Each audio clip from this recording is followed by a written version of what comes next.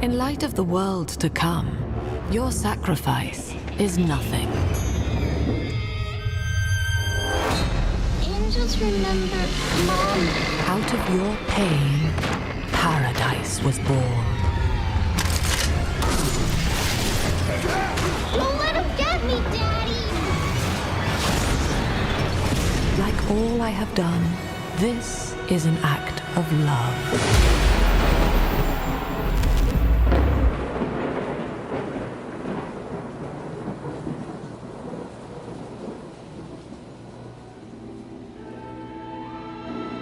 Bioshock 2 was released in 2010, no longer under creative direction from Ken Levine, but Jordan Thomas, who'd been a level designer on the previous game. The philosophical critique had also changed, from the radical individualism of objectivism to collectivism and utilitarianism instead. This part will explore those ideas and more as they are in Bioshock 2 by looking at the characters and story, then I'll expound upon the real-life philosophers behind them. For every choice, there is an echo. With each act, we change the world. One man chose a city free of law and God, but others chose corruption, and so the city fell. If the world were reborn in your image, would it be paradise or perdition? Sofia Lamb was raised by her father, a utilitarian idealist and proponent of the greater good. In her, his ideals were passed on, choosing to study psychiatry at Oxford University so she may aid the mental ills of others. While working in Japan during World War II, she survived the nuclear bombing of Hiroshima and provided medical relief for the survivors. She despaired that the United States were using her own altruistic ideal of the greater good to justify the bombing, convincing her that the world was doomed to destroy itself. So when Andrew Ryan invited her down to his utopian city of Rapture to provide counselling for the isolated populace, she gladly accepted. I'm told that the people grow tense and isolated in the absence of the sun. Now they clamor for a psychiatrist. Do they miss the state censor, I wonder? Wartime seizure of private assets? Or the checkup police vanishing them in the night?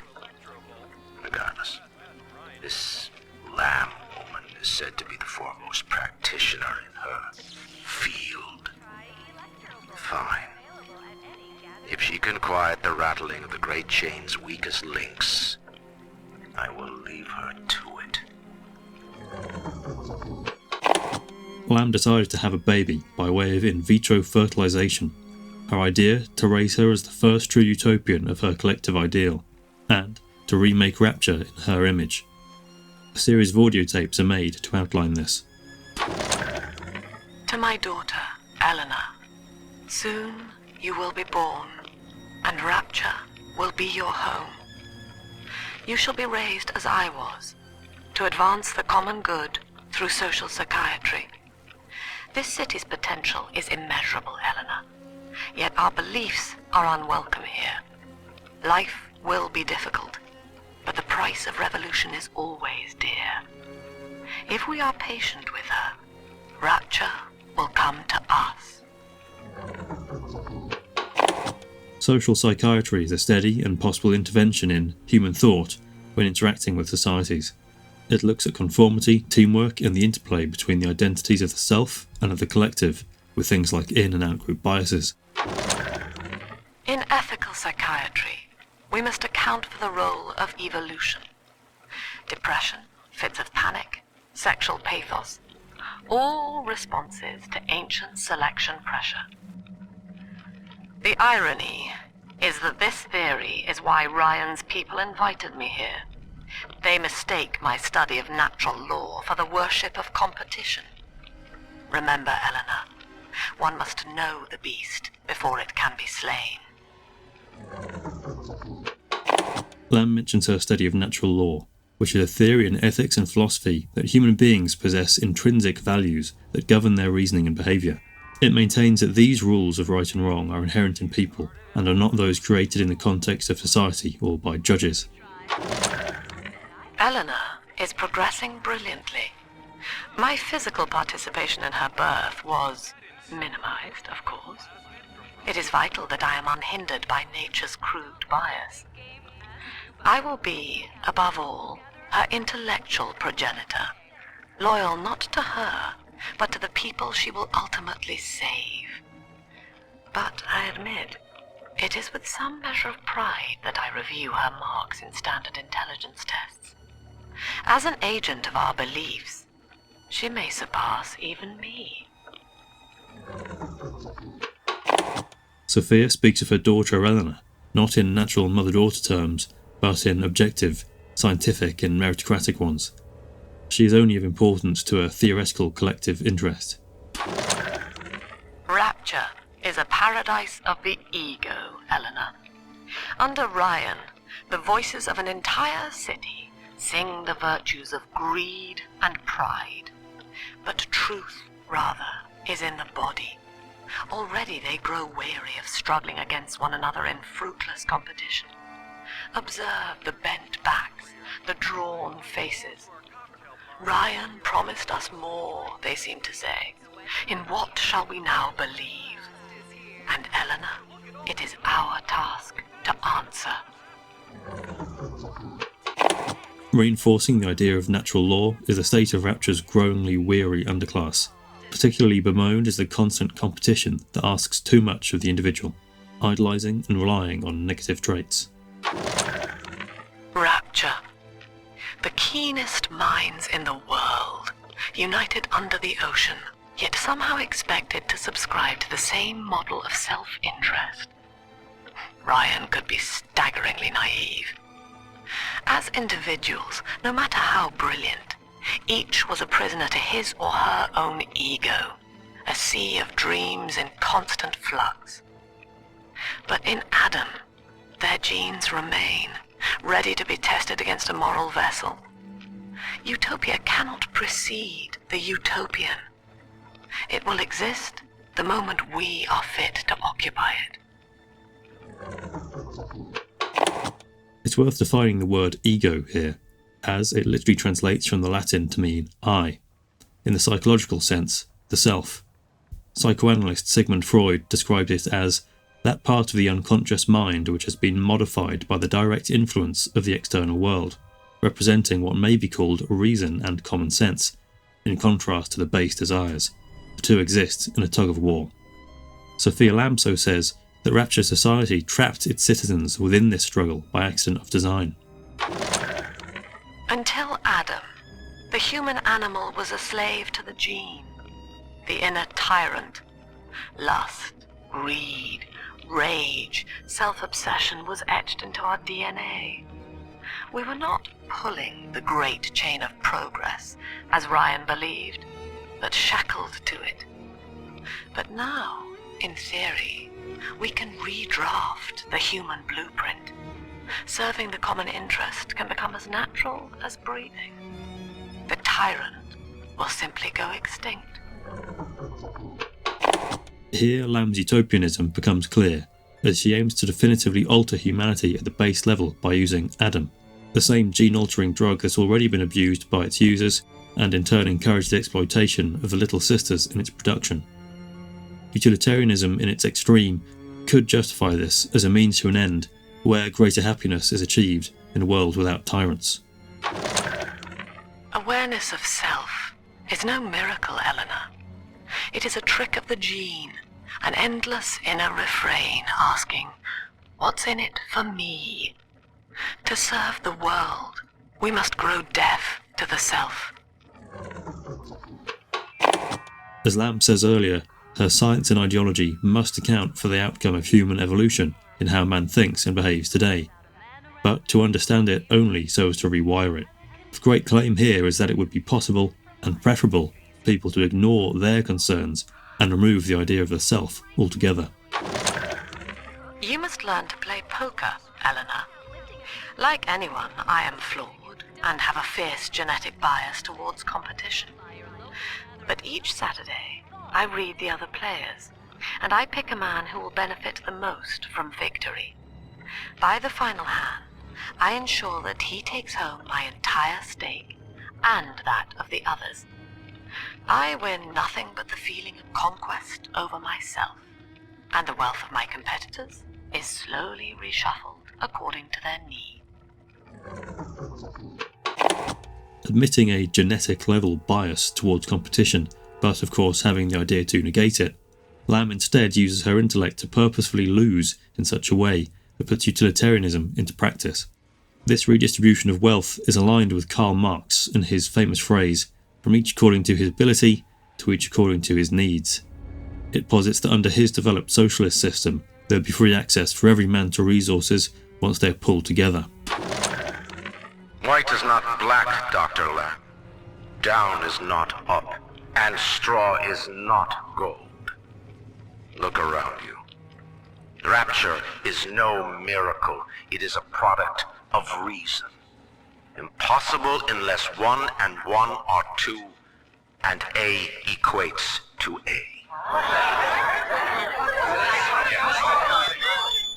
And yet, alone, each man is a prisoner to bias, dream, delusion, or the pain of a phantom limb. To one man, they are as real as rain.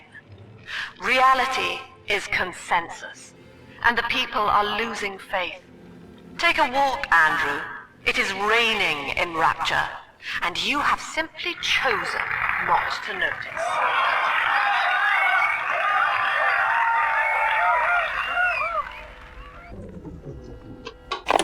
Lamb retorts to Ryan's positivist claim of reason deriving a posteriori, that reason is instead locked within each individual and is useless unless configured collectively, wherein a consensus provides the knowing of reality. Do you remember what you told me, Bill? A marketplace of ideas. That was you. If I submit to the debates with Lamb, we defang her. I've done so. And have you been to Pauper's Drop, Bill? Listen. When you're down and out. Between each song, these Oblomovs hand out her manifesto. Her face adorns every wall. Saint Lamb. You made her, McDonough. And now, you will convince the council to sponsor her silence. One of Ryan's confidants had claimed in the spirit of free market ideals that, by debate, the better of their two ideas would succeed, but this was a fantasy. In reality, Rapture society had already grown dissatisfied with mere material conditions and was susceptible to opponent ideologies. By engaging in a dialectic, Ryan had artificially boosted her reach and shown exactly the kind of rival narrative that some felt was the only other solution. Lamb is becoming a problem. The woman is a damned collectivist. Here in Rapture, how could the council fail to see it? Worse, to hide her intent, she gulls these patients of hers into a religious frenzy. A new Kremlin will rise and swallow the council house before they realize they've been had. I will not have my city swindled by the parasite. Whatever its guise, it is time, I think, to call Sinclair. In the midst of unrest, Ryan decides he cannot accommodate Lamb's active evangelizing with her own gospel in the hopes of shifting the society to a collectivist model. He enlists the help of another industrialist called Augustus Sinclair, who has the seedy connections necessary to cease Lamb's undermining efforts. Sinclair also shares Ryan's dislike of collectivism, thanks to his family's experience of building the Panama Canal, where many died in its construction, including his grandfather. I hear often, "Mr. Sinclair, you just got a heart of stone. Don't you want to share with your fellow man?" And I tell him, "Listen, I hail from sunny Panama, and my granddaddy, he got himself drowned building the big ditch. Went on and on about doing it for the people, for the world entire. Well, not for me, thank you. I came to Georgia to strike it rich, and Rapture all the more so. You won't catch me blowing my last bubble for any other personage, plural or singular." At last, We have our Judas. One of my own people has been feeding Ryan evidence of my activities, and now I am to be detained. As a religion, they merely monitored us, but as a commune, they would see us crucified. And yet, though he will be the last to see it, Andrew Ryan has already lost the people. Wherever I am sent, Rapture will follow. An interesting distinction is made in how when their beliefs were merely thought-based as a religion, Lamb's devotees were less of a threat, but as a physical commune, their collective power required physical action to break up. I'm told that Lamb has been seen in the streets. One of the Alpha series was killed in the incident, and his bonded sister stolen. But the Council has no time for a manhunt. Atlas swells the ranks of his marauders by the day. Regardless, Lamb's name has already faded among the people. She is no more than a ghost who has forgotten to die. Having detained Lamb and some of her followers in a penal colony called Persephone on the outskirts of Rapture, they are worked and sometimes abducted for creating big daddies and little sisters, with Lamb's own daughter being taken for such a purpose. Meanwhile, the rest of Rapture has an existential problem on its hands with Atlas's coming revolution. This facility belongs to the city now, to Ryan Industries, at least until the rioting subsides. While it is unfortunate that such measures had to be taken, I must admit, it is gratifying to see this building condemned. Fontaine is gone, Lamb is gone, or close enough. I am alone at last, alone with my city. Expanding upon the events of the first game, Ryan's apparent killing of his rival Frank Fontaine and subsequent nationalisation of his business, as well as the removal of Lamb, has sealed his monopoly over power and provided him majority ownership of capital and other resources. Persephone, secret home of Sinclair Solutions. I bet against Andy Ryan's vision of harmony and rapture, offered him a quiet place to send anybody who wasn't working out, and now I'm sitting on my own private think tank. Technically, Utopia shouldn't have much use for a detention facility, but if you do business as long as I have, well, you learn to pick a brand name from the writing on the wall. Sinclair's prison had contained some of Rapture's dissidents, but not the one that would come to prove the most driven, deceptive, and deadly. Fontaine's return as Atlas saw the launch of his ace in the hole, Ryan's genetically altered and brainwashed son, who could bypass genetically matched security systems so as to unwittingly kill his father. However, when his mental conditioning had been broken, his free will allowed him to kill the remaining evil of Atlas too, and save the little sisters from Rapture. Prison, it seems, was a blessing. Ryan is now dead by his own son's hand.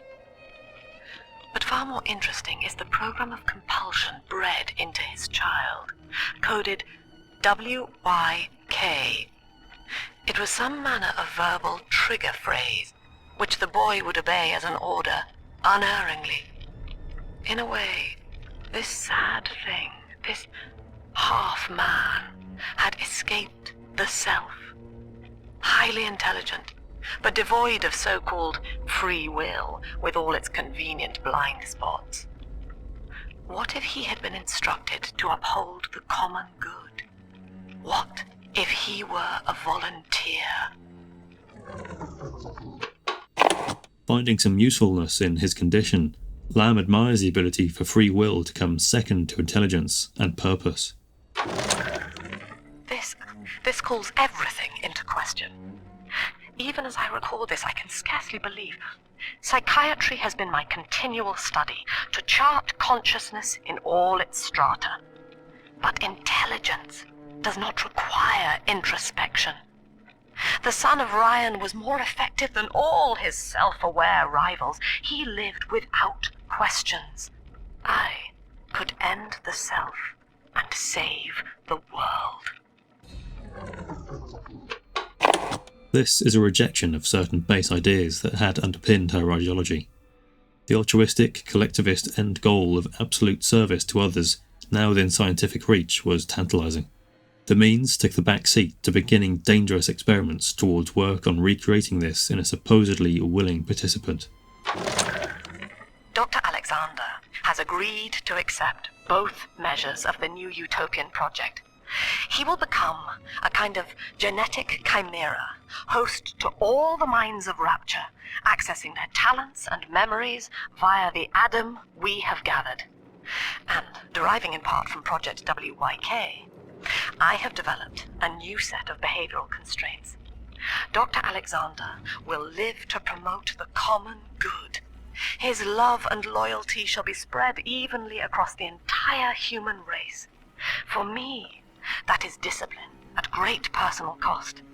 For him, at last, it will be instinct.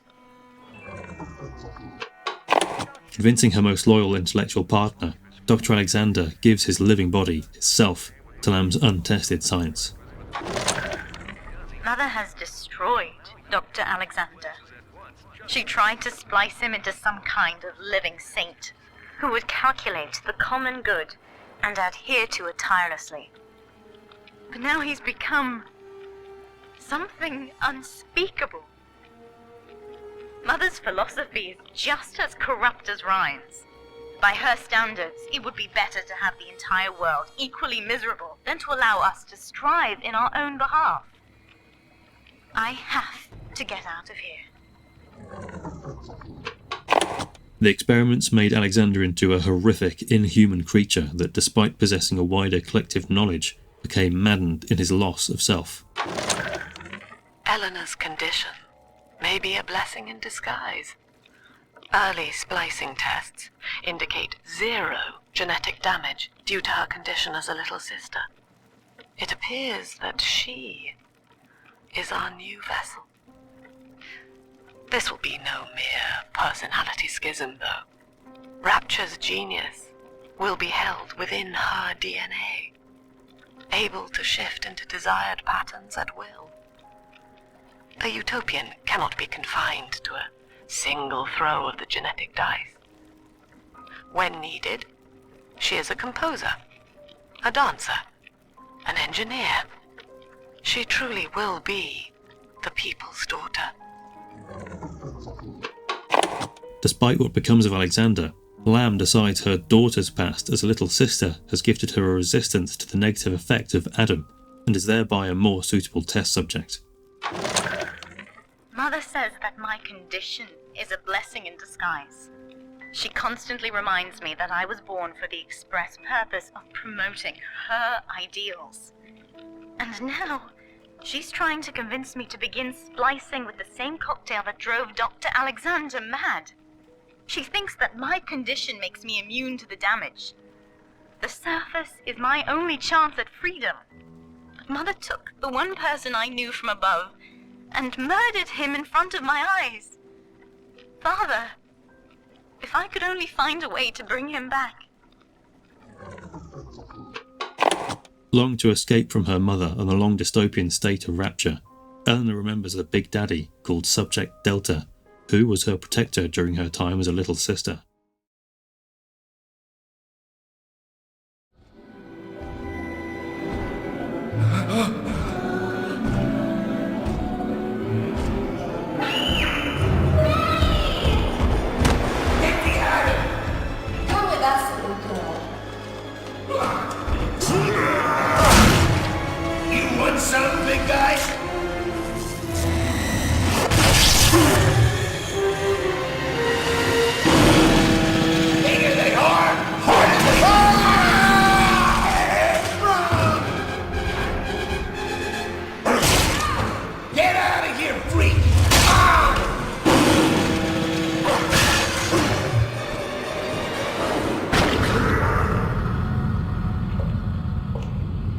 There we are. He's perfectly safe now.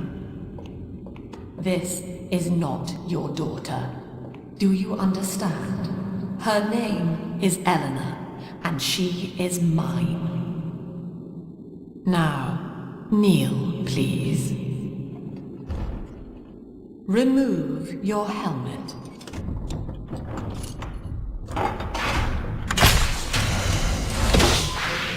Now, take the pistol. Place it against your head.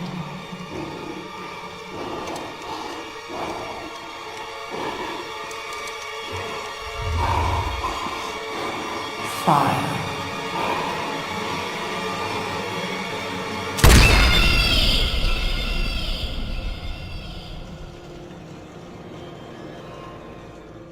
Using her intellect and given special ability of telepathic communication, she is able to work with the Little Sisters to bring him back from the dead with use of a Vita-chamber. With Delta as the player character, you fight your way through Lamb's Rapture family, her blindly faithful army of splicers. Along the way you have the choice, as in the first game, to save or to harvest the Adam from the Little Sisters you encounter. Also, certain important characters, including Dr. Alexander, may be killed or spared. All of these choices are felt by Eleanor, and feed into the formulation of her identity. Eleanor is changing as Delta draws closer. In her sleep, she mutters about having witnessed moments from his journey here. She is beginning to resist the moral conditioning. Eleanor's bond with Delta is turning her from the daughter of the people back into a rebellious child whose voice I do not recognize. Worse, I suspect Eleanor of direct involvement in his return. I fear that to separate them, I may have to take measures for which I will be unable to forgive myself. Despite the drugs and mental conditioning, Eleanor's will and hope of Delta's arrival overpower her mother's efforts. But fearing the loss of her work and final failure to produce her utopian ideal, she falls to drastic measures. Look at her, Delta. 10 years, and still she dreams of you. 50 seconds remaining. Do you know why Eleanor brought you here? She wanted a father. So she found a way to restore you in body and mind.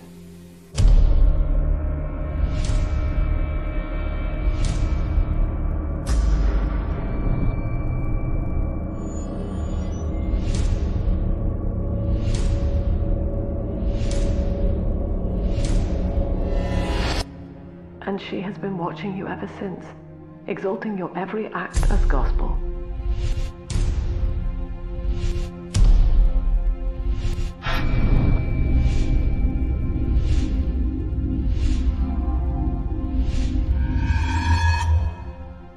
The girl lying on that bed is no longer my child, nor my life's work. She is a monster, shaped by you alone, just as she has always wanted. 20 seconds remaining. But there is one detail of your mutual bond she failed to account for. Your body was designed to lapse into a coma when her heart ceases to beat. Eleanor, forgive me.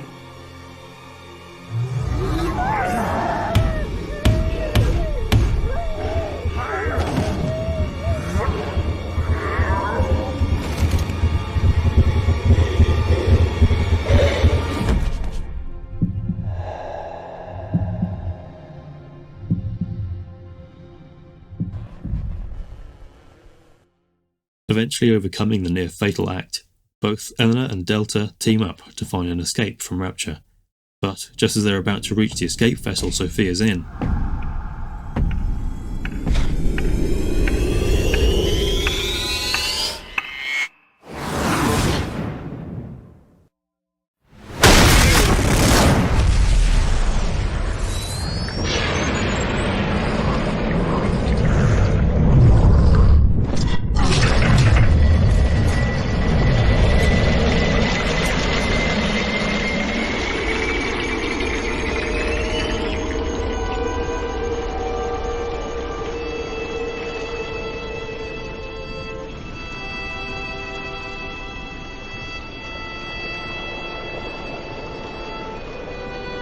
In the end, Eleanor's strength of will allows her to break free from the attempts of programming she'd endured both as a little sister and under her mother.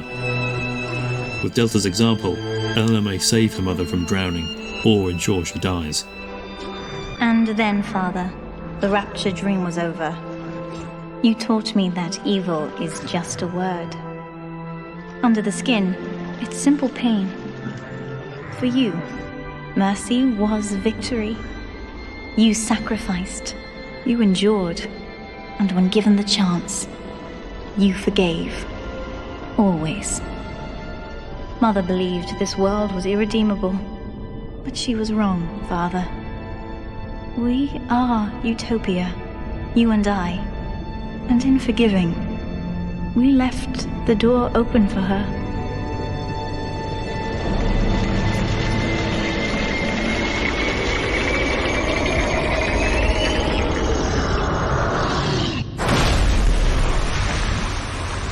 Delta's final moments, his good or bad self, experiences and morality may be transposed through his Adam to Eleanor. The rapture dream is over, but in waking, I am reborn. This world is not ready for me, yet here I am. It would be so easy to misjudge them. You are my conscience, Father, and I need you to guide me.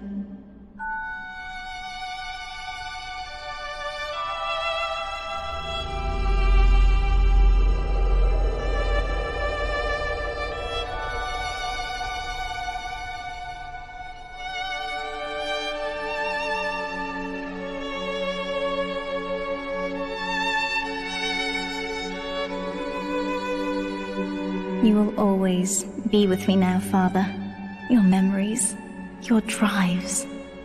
And when I need you, you'll be there on my shoulder, whispering.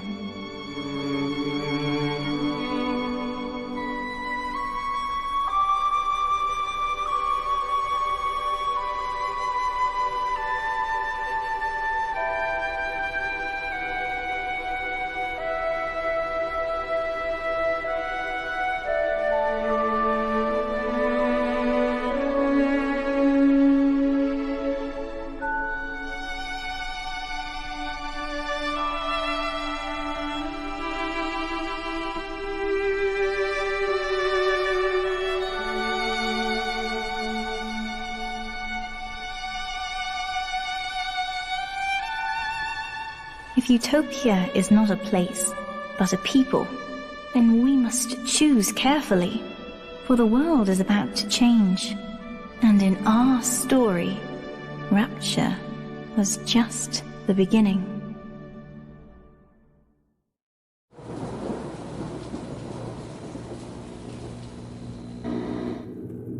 With an understanding of the game's story, we can now dive into an analysis of its philosophical foundations. I'll frame the interplay of ideologies so as to emphasise the dialectics between Andrew Ryan and Sofia Lamb, these two being the proxies of real-world philosophers, meeting Ayn Rand with Friedrich Hegel, Auguste Comte, Jeremy Bentham, John Stuart Mill, Karl Marx and Richard Dawkins. Friedrich Hegel's dialectical method is played out in his 1807 work Phenomenology of Spirit, wherein a thesis and antithesis contradict one another in part or by whole, and a synthesis is produced for either or from either as a result, demonstrated in his book by a narrative sometimes known as the master-slave dialectic that describes the development of self-consciousnesses in an encounter between two distinct, self-conscious beings, the dialectical process itself being the thing that produces such a recognition, in which the two self-consciousnesses are constituted as such by the other. The process, taken to its extreme, falls a struggle to the death, in which one masters the other, only to find that such absolute mastery makes the very recognition he had sought impossible, since the slave, in this state, is not free to offer any rebuttal. This application of Hegel's dialectical process to the master and slave as a parable for the constitution of the self and of reality fits with Lamb's argument against Ryan's in the debate we heard earlier, where she says, "Alone, each man is a prisoner to bias, dream and delusion." Also in an excerpt from her book, What is the soul? An ineffable spark of continuity, living within us, yet beyond us.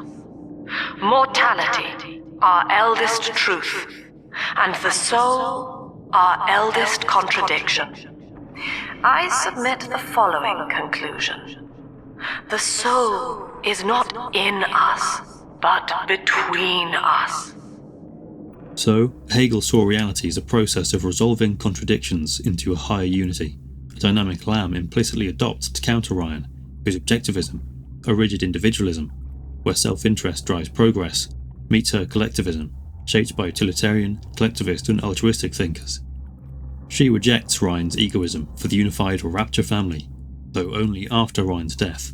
Their opposition having played out during Rapture's decline produces a negative synthesis, where both stray from their original theses in inharmonious ways, further distorted by extenuating circumstances. Lamb had attempted to lock in her synthesis with increasing fervour, starting with one-on-one sessions with patients or debates with Ryan, then disseminating her book Unity and Metamorphosis among her following, but came to use propaganda and perhaps even brainwashing to control the splices under her charge. Instead of Hegel's unity of geists, of consciousnesses, Lamb bypassed the organic dialectic by way of inorganic coercion. In the opening scene of Bioshock, Ryan declares, "I built a city where the artist would not fear the censor, where the great would not be constrained by the small," echoing Rand's exaltation of the rational ego in her 1964 book, The Virtue of Selfishness, where she says, "The man who does not value himself cannot value anything or anyone. Men who reject the responsibility of thought and reason can only exist as parasites on the thinking of others. In a free society, one does not have to deal with those who are irrational, one is free to avoid them." The phrase Ryan repeats in his final moments, "A man chooses, a slave obeys," reinforces this dichotomy between man as a master of his self and his will, and that of a man reliant on others. This also echoes the master-slave dialectic of Hegel. Additionally, Ryan's idea of the Great Chain is repeated in Bioshock 2 in a children's propaganda exhibit called Ryan Amusements. This idea posits that self-interest pulls humanity forward, rejecting collective duty. This thesis, however, reveals a contradiction between it and the reality as it unfolded. Ryan's response to Rapture's societal collapse, splicing epidemic, and civil war was initially to double down and remain steadfast in his ideology, only to become rapidly despotic and hypocritical later, when reality had already proven his ideal inherently flawed. Individualism's limits, then, as unchecked egoism, were shown to fracture a working society. Hegel would see this as an internal flaw demanding an antithesis, setting the stage for Lamb. Rapture was to be your paradise. You grasped the so-called Great Chain of Progress and pulled hard in your own interest. But then, the Great Chain snapped. Now Paradise is dying, and you with her. But we are never alone. We shall live on, join the Rapture family, and be reborn. Lamb's ideology, as personified in her Rapture family and articulated in Unity and Metamorphosis, emerges as the antithesis to Ryan's. Drawing on multiple philosophers, it negates objectivism's or radical individualism with a radical collectivism, aiming to resolve Rapture's contradictions through unity. Though, as we've seen, this effort fails, either because of or in spite of her coerciveness. Look around, my friends. Rapture is a mass grave. Here lies the holy self. A budding Mozart rots beside a girl who might have surpassed Einstein. Those who survived the war still crave the Adam drug. Locked within ourselves, we were unfit for utopia.